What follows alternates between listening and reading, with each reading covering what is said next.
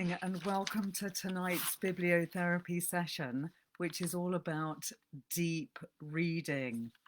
I'm going to be asking you the question, what is deep reading? How do we do deep reading? How do we deep read? Why would we want to do it? And what might be the best kind of texts to read in this way? So I do hope that you're all sitting comfortably and possibly in a lovely candlelit environment like this one. I've got lots of candles lit, and I hope that anyone watching can tell me if the candles behind me are about to go up in flames. I have just realised that I might have a bad internet connection. Let's hope that it's going to cope with this evening.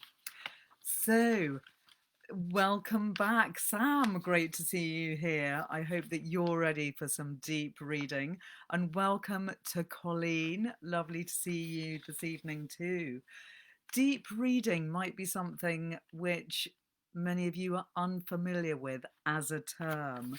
And it's a term that was actually coined back in 1995 by a man called Sven Bickerts in a text he wrote about reading called the Gutenberg Elegies. He said, reading, because we control it, is adaptable to our needs and rhythms. We are free to indulge our subjective associative impulse. The term I coined for this is deep reading, the slow and meditative possession of a book. We don't just read the words, we dream our lives in their vicinity. I love that idea of dreaming our lives in the vicinity of books. And that's what I want to talk about in terms of deep reading. I do apologise to Instagram users about the internet connection. I'm not quite sure what's going on there, and I hope it's going to resolve itself.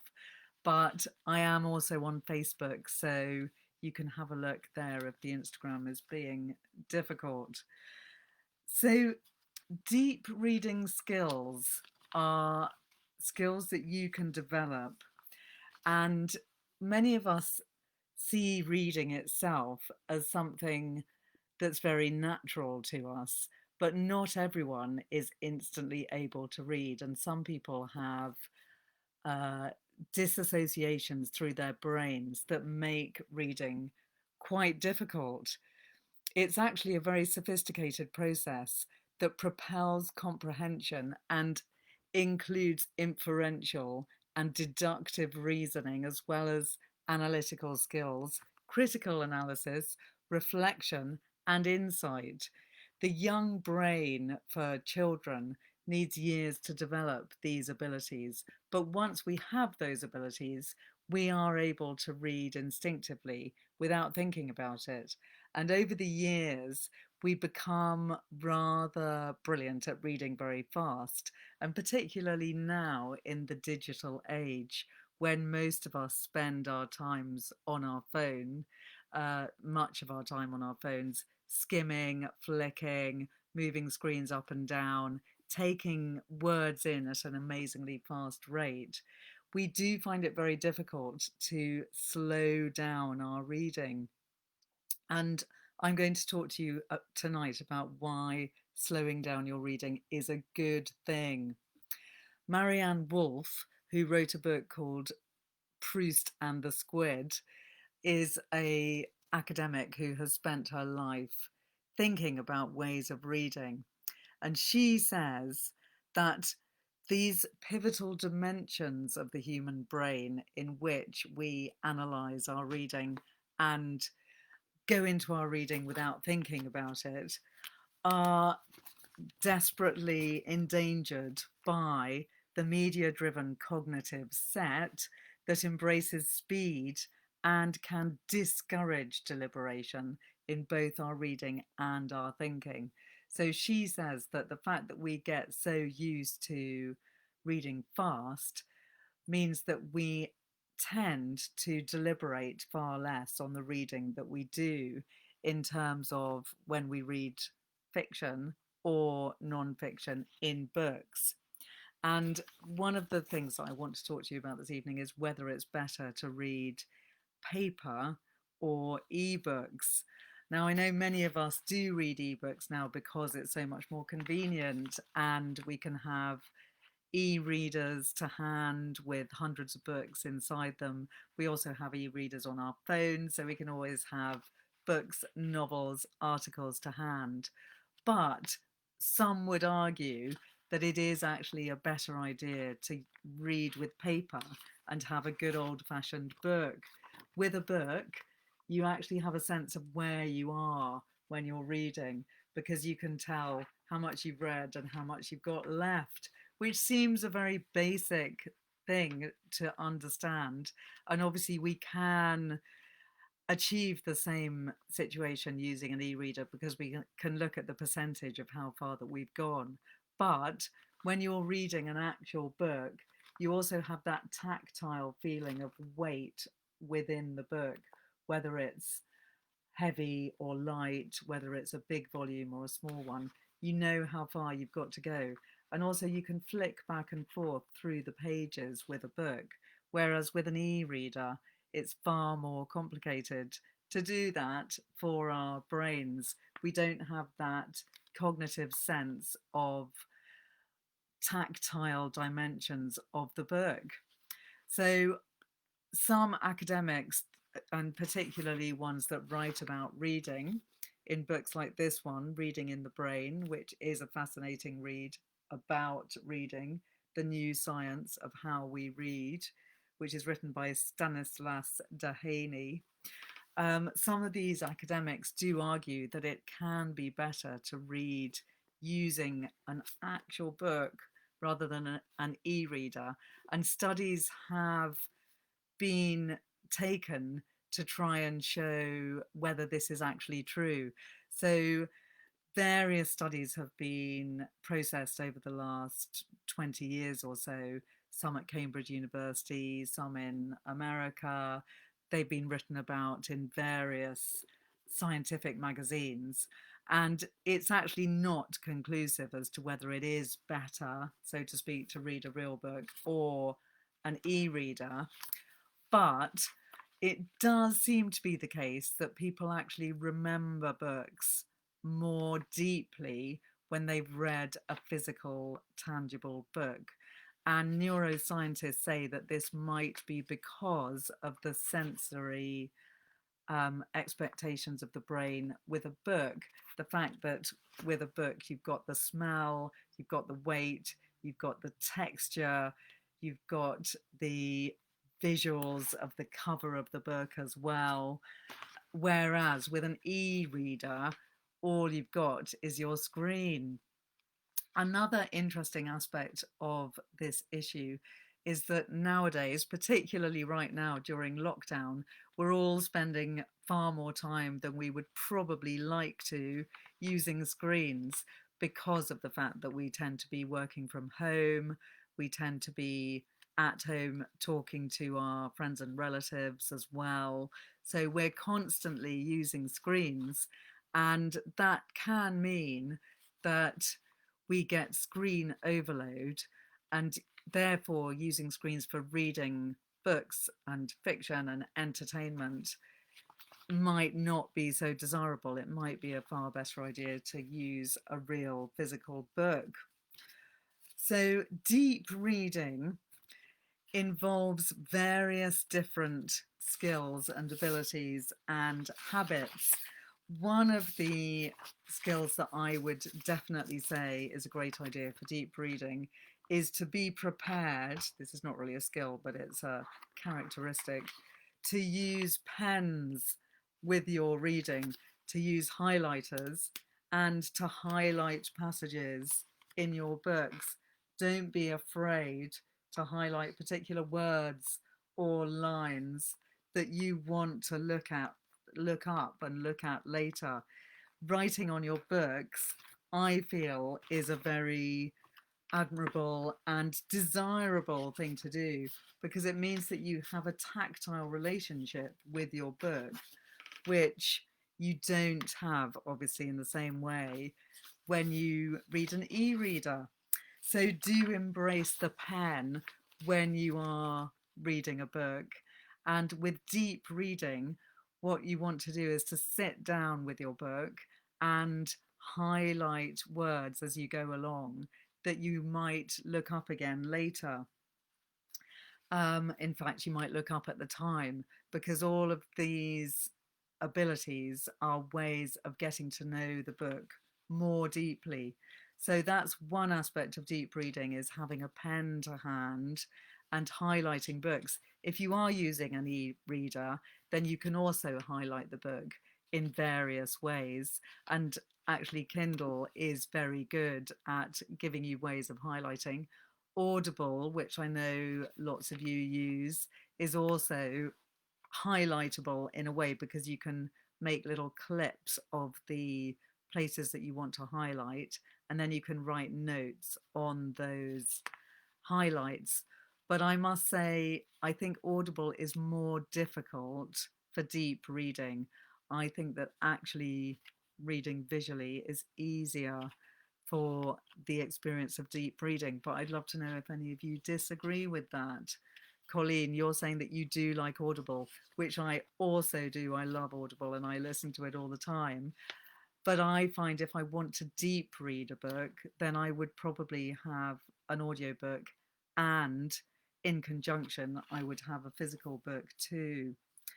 So be prepared to underline words and passages that you don't understand, that you can then look up.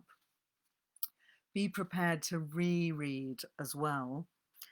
If you can, have an offline dictionary to hand. So this could be a physical dictionary. I don't know if many of you still have such an old-fashioned thing.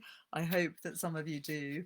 Or it might be a little dictionary style gadget, which I've seen lots of people have and which is rather splendid. Or you might have an offline dictionary on your phone. If you have to, you can be online, but the distraction opportunities for being online are manifold. And if you are going to be deep reading, ideally you want to be in a nice, cozy reading nook, like the one that I have behind me, somewhere nice and quiet with the door closed, if possible, maybe candle lit, lovely and relaxing and in a nice atmosphere. And you want to not be interrupted by other people.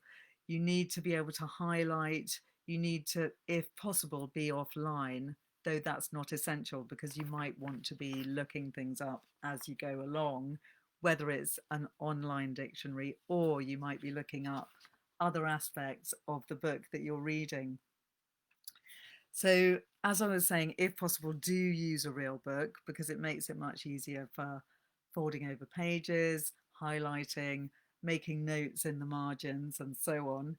And if it is an ebook that you're using, consider having a notebook to hand. So I've spoken to people often in bibliotherapy sessions about the joys of having a reading notebook, which is when you write down every time you read a book about the book that you've just read, and you write one page per book that you've just read. And that's a different thing to this idea of deep reading and having a notebook to hand.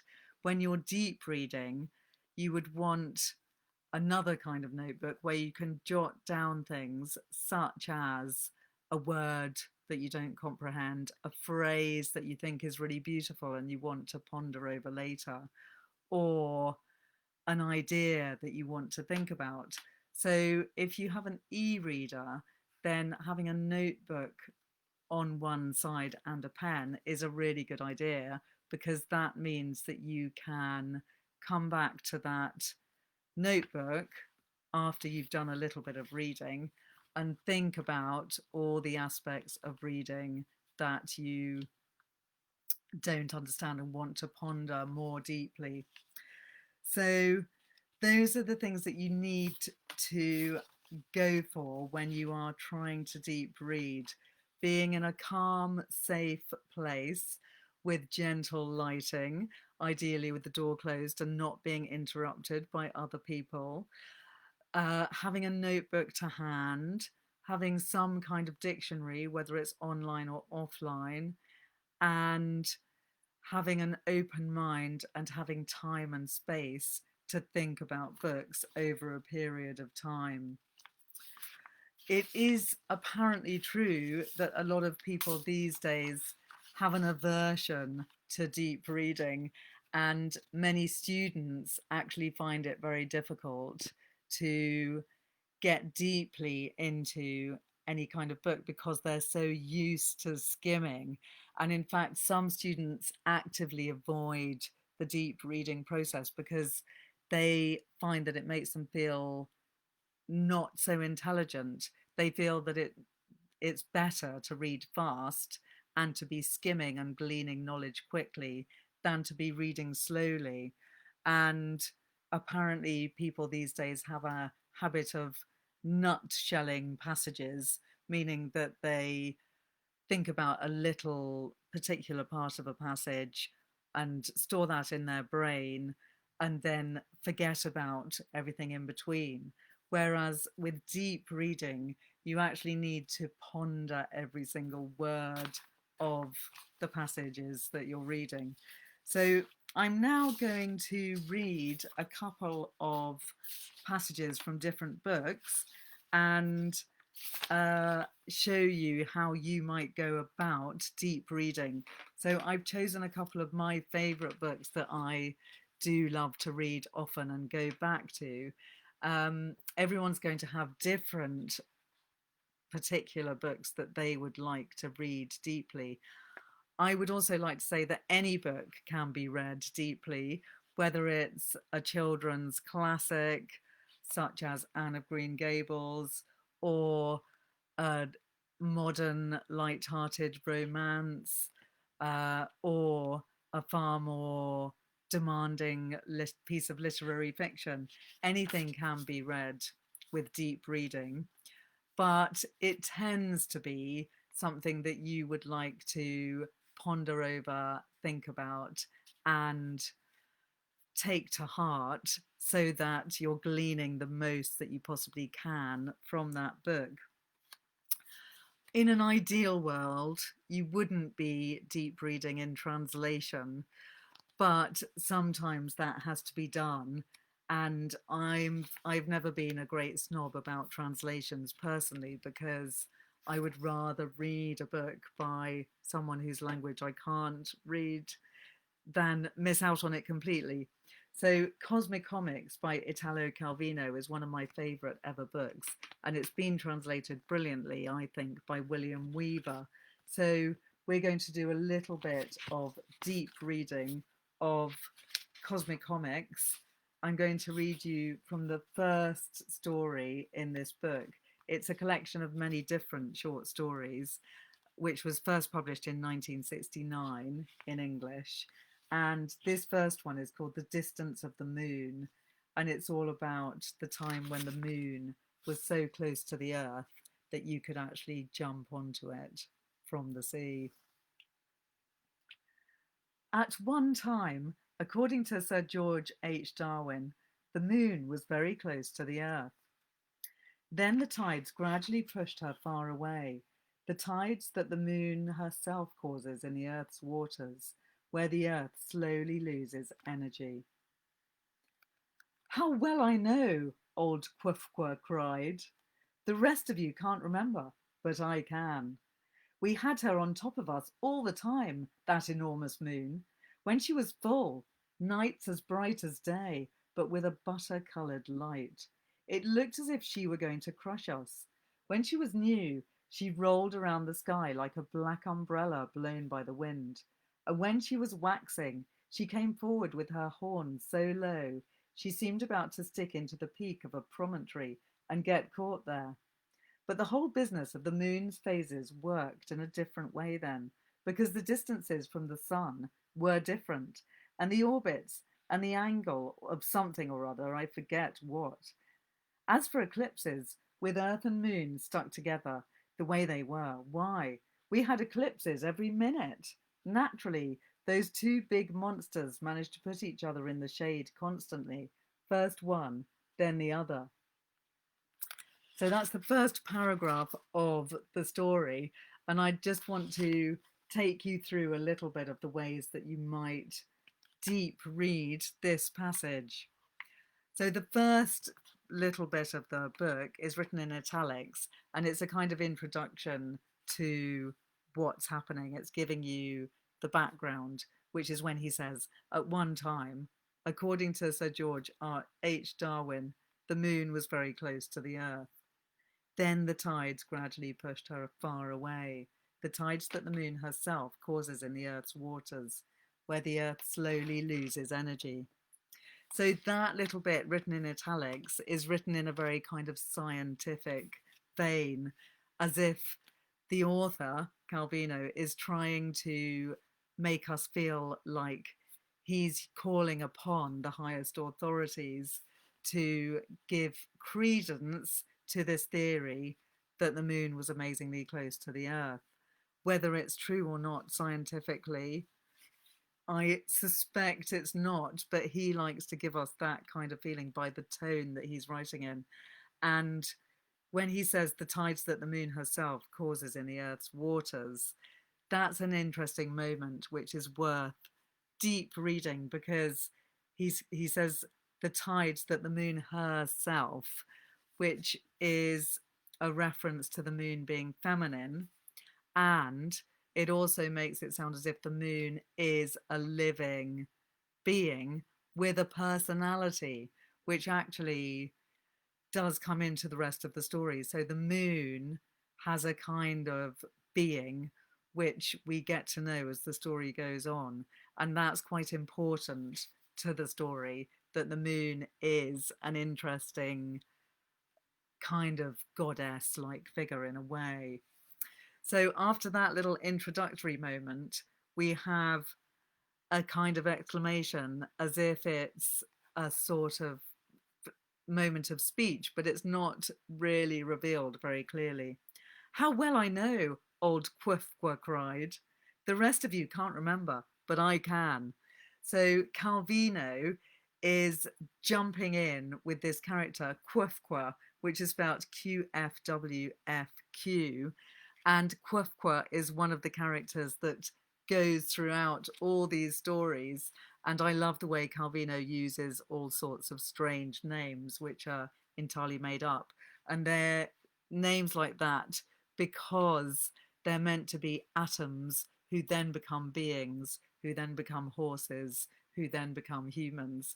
And throughout history, as revealed in this book, these creatures are characters that we get to know, but they're very ineffable and mysterious partly because they're referred to with these strange names.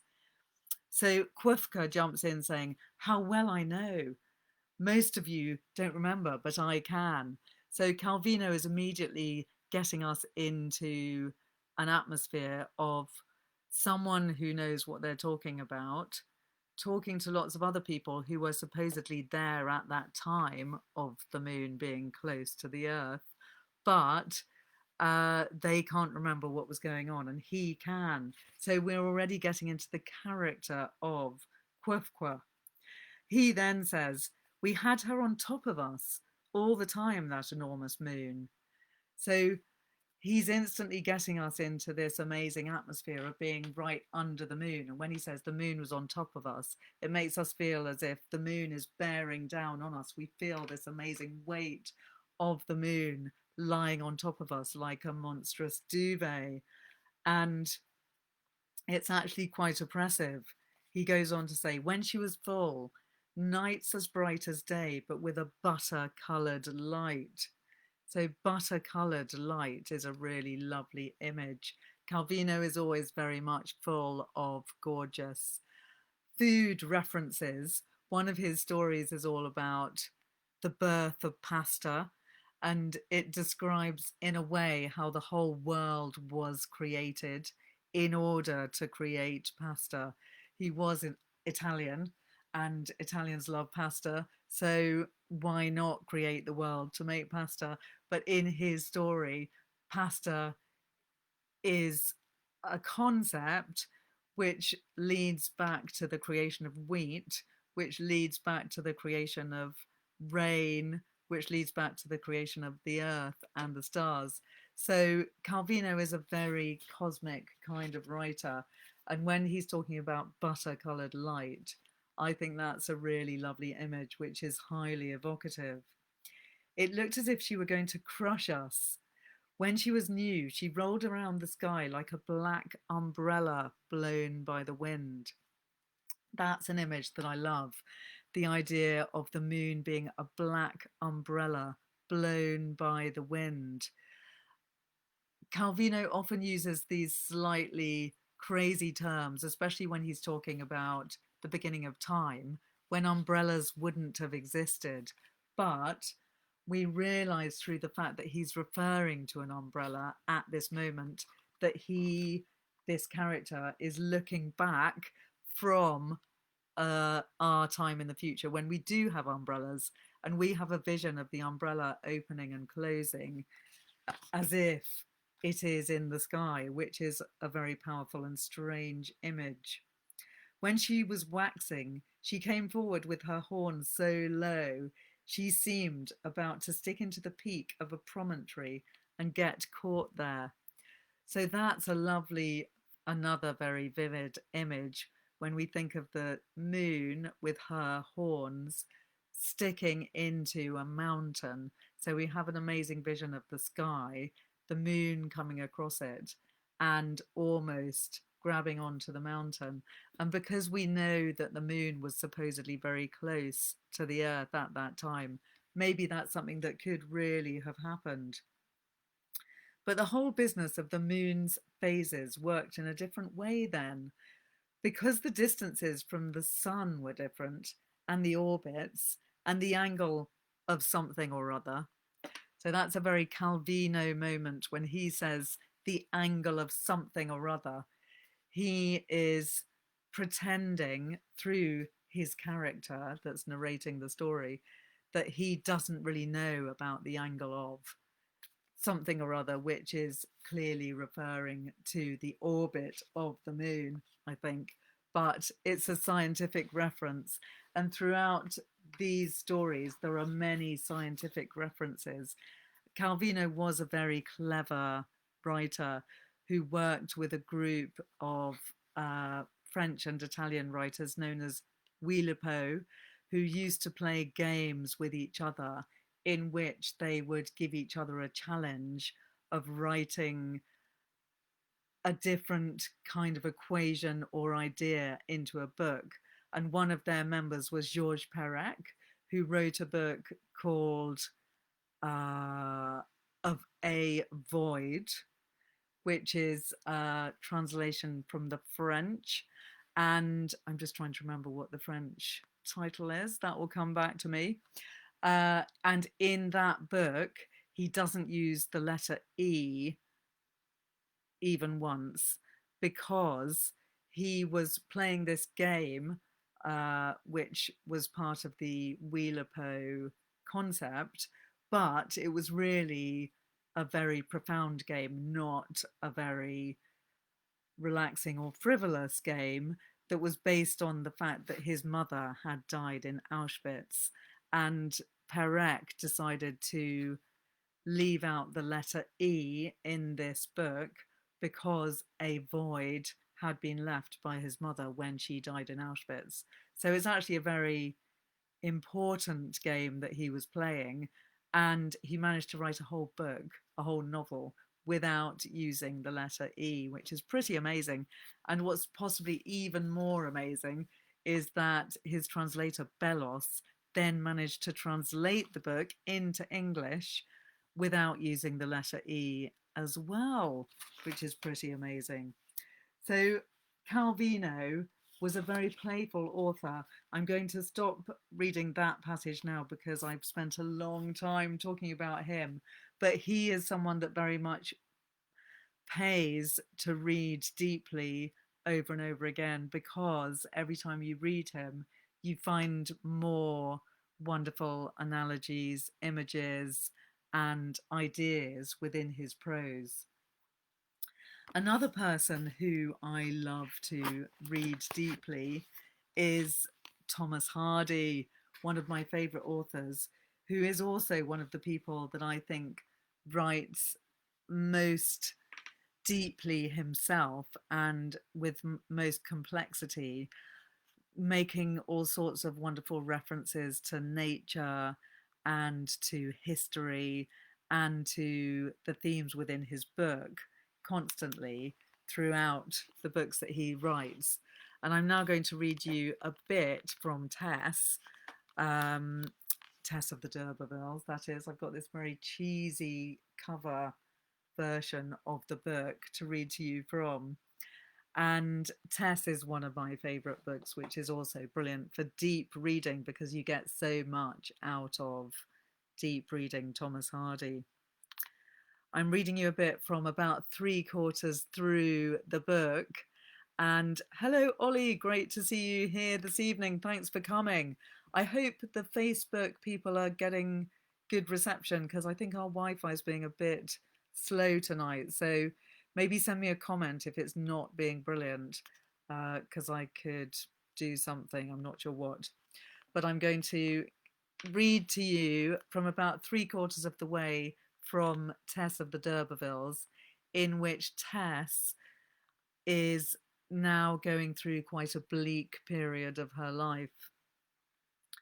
There had not been such a winter for years. It came on in stealthy and measured glides, like the moves of a chess player. One morning, the few lonely trees and the thorns of the hedgerows appeared as if they had put off a vegetable for an animal integument. Every twig was covered with a white nap, as of fur grown from the rind during the night, giving it 4 times its usual stoutness. The whole bush or tree forming a staring sketch in which white lines on the mournful grey of the sky and horizon. Cobwebs revealed their presence on sheds and walls where none had ever been observed, till brought out into visibility by the crystallizing atmosphere, hanging like loops of white worsted from salient points of the outhouses, posts, and gates. There's loads that I want to read you, but I am conscious that with this deep reading, it takes quite a long time to talk about each section. But I'm going to talk about that paragraph and then see how the time is going. There had not been such a winter for years. That's a nice short sentence, which is very clear.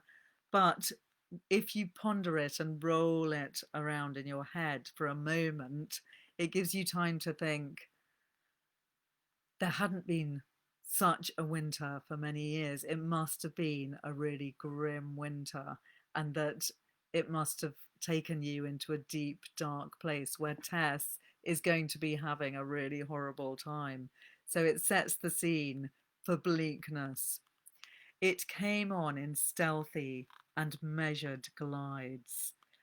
So I love that image as if winter is gliding in stealthily, like some kind of ghost or some kind of enormous beast that's gliding over the landscape and trying to take you by surprise because it's being stealthy. So you have that sense of nobody noticing quite how horrible the winter is becoming because it's coming in such a stealthy, measured, slow way, like the moves of a chess player.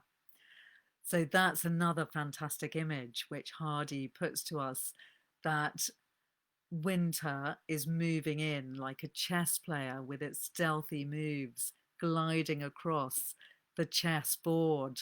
So that's a lovely idea, I feel, that some giant hand is making the chess pieces move across the board of the earth and making winter come in, maybe like a knight going across the board, taking 2 steps to one side and then 1 step forward so that we don't notice it coming in.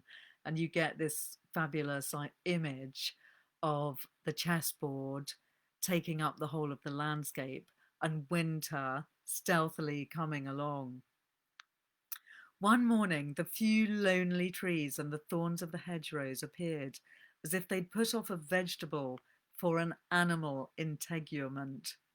So that's a really interesting line. The lonely trees and the thorns of the hedgerows appeared as if they'd put off a vegetable for an animal integument. So they'd taken off their outer skin, which was their vegetable skin, and they'd put on an animal skin. Integument means a kind of thick skin. And that's a really sinister idea, the idea of an integument from an animal being put over a tree, which is then continued as a metaphor when Hardy says, every twig was covered with a white nap, as of fur grown from the rind during the night. So a nap is a kind of short hair or velvety skein which grows on catkins and other fruits and vegetables. So you have the nap on a peach, you could call that the hairs on a peach a nap, or you have the nap on a dog, which would be the very short hair on a short-haired dog. So the nap, as of fur grown from the rind during the night, is covering every twig. So you have this sense of each twig being covered in the hair of an animal, like the trees that he's just been describing as being covered with the hide of an animal, which is really quite a sinister image, giving it 4 times its usual stoutness. So this nap, which is on the twigs and the trees, is making everything 4 times thicker than it normally would be. The whole bush or tree forming a staring sketch in white lines on the mournful grey of the sky and horizon. So that's a fantastically stark image, as if Hardy has actually drawn a sketch of the trees against the horizon, against a white sky. And that gives us another moment when we stand back and see the landscape as if from a distance. Cobwebs revealed their presence on sheds and walls where none had ever been observed till brought out into visibility by the crystallizing atmosphere, hanging like loops of white worsted from salient points of the outhouses, posts, and gates. So there's quite a lot in that sentence to investigate. Cobwebs revealed their presence. That's a lovely turn of phrase. Cobwebs didn't just appear, they weren't just seen, but they revealed their presence because they were coming out of the light, where none had ever been seen before. So it's a bit like some human revealing themselves out of the darkness. So that adds to the slightly sinister vibe. They've been brought out into the visibility by the crystallizing atmosphere. So you then picture those cobwebs being crystallized, covered in ice, which is a very clear and vivid and cold image, hanging like loops of white worsted. So white worsted is a fine yarn from salient points of the outhouses, posts, and gates. So when he mentions the outhouses, posts, and gates, that also gives us a sense of the farm with its outhouses, its posts, and its gates. It gives us a sense of where Tess is in her world at the moment. And I'm just going to read you a little bit more from Thomas Hardy, because I do think he really pays deep reading, and he's one of the best people for deep reading. Heather Nixon, hello, you've just asked if I've ever walked any of the Hardy Way. I haven't, and I definitely must. And thanks a lot for that comment. Heather says the creator of the walk puts quotes from his books and facts about his life to match up with the location on the walk. Ah, and Colleen also says she has that book. Do you mean Tess? I think maybe you mean Tess. So that's great. Thanks a lot, Heather, for that. I definitely want to do that walk. And Colleen, if you have Tess and you haven't read it, you definitely must read it because it really is a beautiful, if very sad book. So I'm going to read you a little bit more and just do a little bit of the deep reading with this book. But as you can tell with deep reading, it is something that is time consuming, and it's something that you can keep going back and forth and rereading. And that is actually the joy of deep reading, that you keep pondering over passages and getting more and more out of them the more you think about them. And deep reading, it has been said also by Marianne Wolf, who wrote Proust and the Squid, is a way of actually embodying the book and leaping into that book and becoming as one with the book, becoming as one with the writer.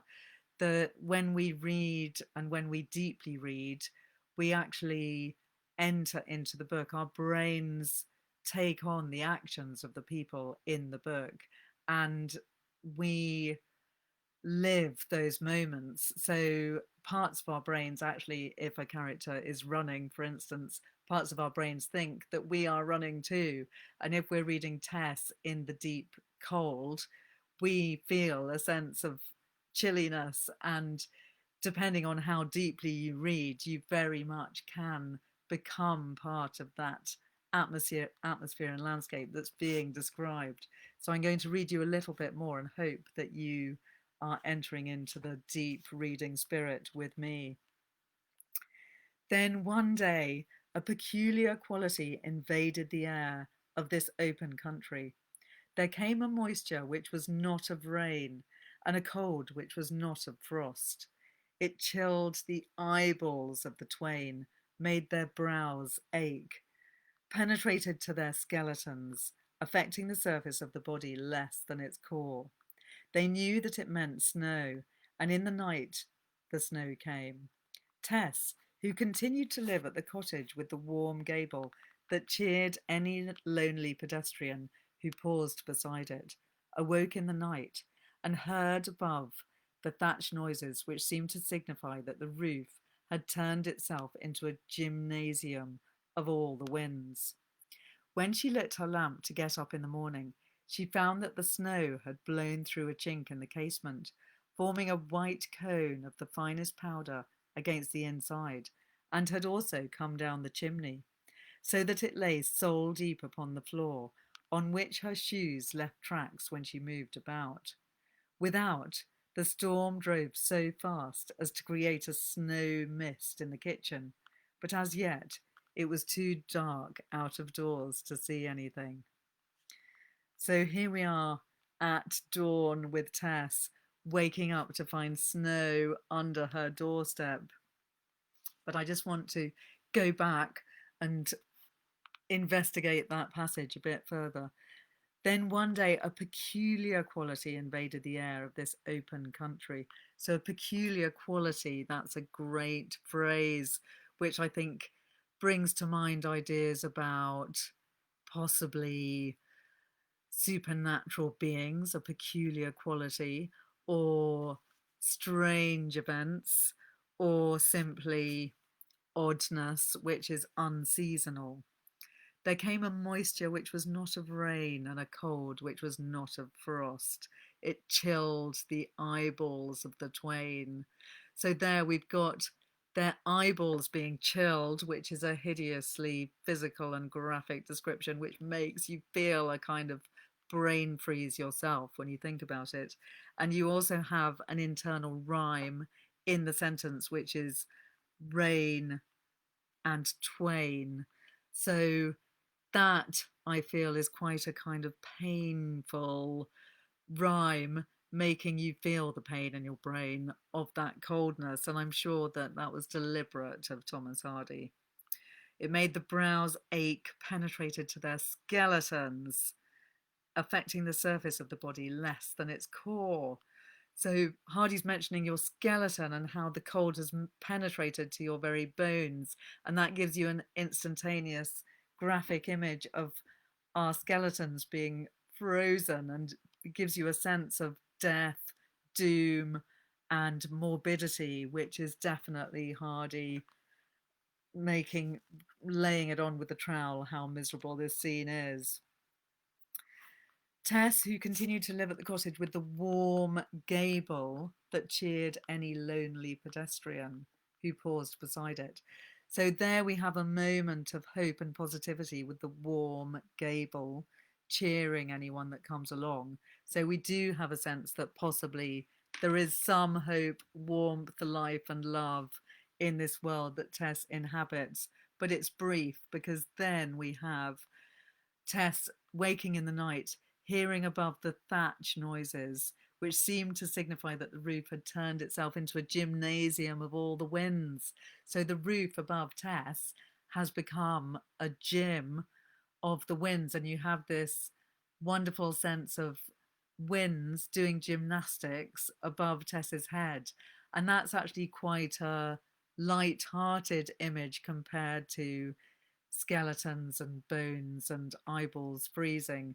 This idea of the winds playing above her in the ceiling. So it's not all misery, but it is quite a lot of misery. When she lit her lamp to get up in the morning, she found that the snow had blown through a chink in the casement, forming a white cone of the finest powder against the inside, and had also come down the chimney. So I love that idea of the white cone of the finest powder against the inside of her door. This little cone of snow, which I picture being a cone, like a cone of sugar or salt.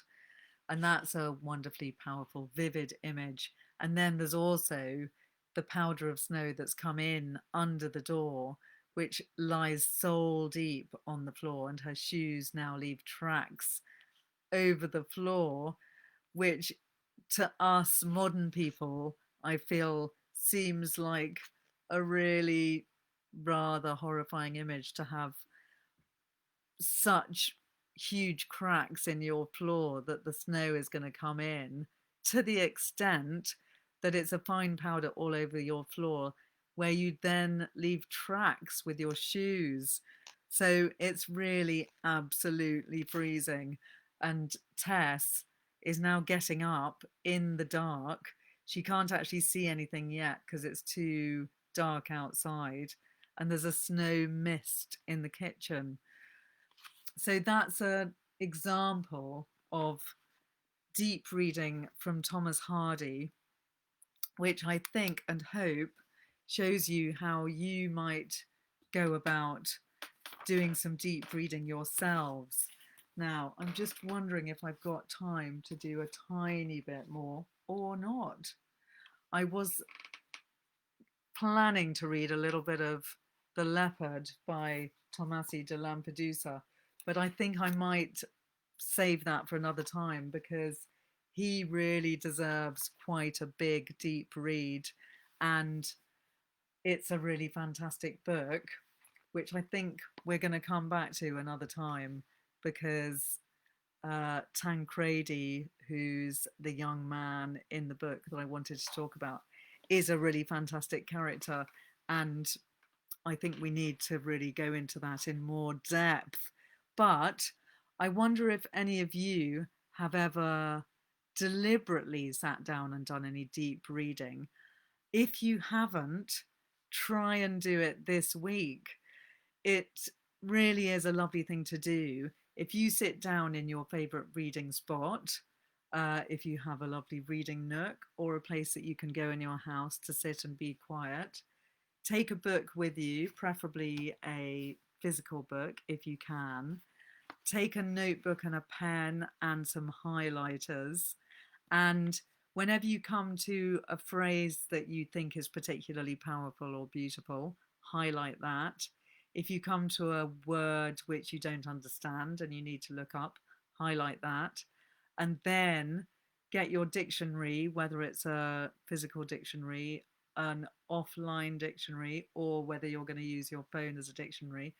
Try not to be distracted by the internet. Make a pact with yourself before you start that you're going to not get distracted by the internet. And then sit for ideally half an hour or so and spend that time deep reading a passage from either a favorite book or a book that's new to you that you don't know, but you perhaps have been recommended and have heard is going to be a brilliant book. I think deep reading works very well with books that dwell on nature, such as the Thomas Hardy that we were discussing earlier. But deep reading works for every kind of book. And for instance, The Leopard, which we'll talk about in the future, is a book that's very much about social issues. It's very much about houses, architecture, art, and there's many fine and fabulous books that you could go to for that kind of deep reading. You could also go and look at childhood favourites for your deep reading and think about what are the words and phrases within those books that you have remembered and dwelt on later in your life and thought about perhaps more deeply, and which you might want to do to think about now and analyze some of those books, thoughts, phrases, ideas in more depth. So keep your notebook with you, and then you can also write down quotations, words, and ideas that you get inspired by. I also talk in my book, The Art of Mindful Reading, there's a passage about deep reading, and I do suggest you can take some of this thinking a bit further by considering acting out a scene from a book. So if you have read one of those scenes, for instance, from Thomas Hardy and thought about it deeply, then you might want to take it a stage further and act it out. You could get up at dawn in the cold and go and do some hard physical labor like Tess has to do, or you could simply enjoy watching the world turn from grey into colour, like Thomas Hardy describes so brilliantly. So try out any of those deep reading techniques. I've just seen a comment from David saying, I have an allergy to writing in books, which I know quite a lot of people have. And you've said post-its are the way that you get around this fear, which goes back to your childhood. I do understand that. And Heather's actually also agreed that you can't stand writing in books. Sorry, folks, to bring that up, but I am a big fan of writing in books. But I do understand if you don't want to. And post-it notes are a really good way of getting around it. And actually, I do use them as well. I suppose another great way that you could get around it, though, is to use a pencil, because if you write with a pencil very lightly, then it is easy to rub out. So think about that. I know for some of you that might still seem like a sacrilege, in which case stick with the post-it notes, or use your notebook and write down page numbers, comments, and quotations. So thanks so much for joining me again this evening. And I will be coming back next week to talk about loud literature. So we had one evening a couple of weeks ago when I talked about quiet literature. I'm going to think about what makes literature loud. So join me next Wednesday night for that session. See you then.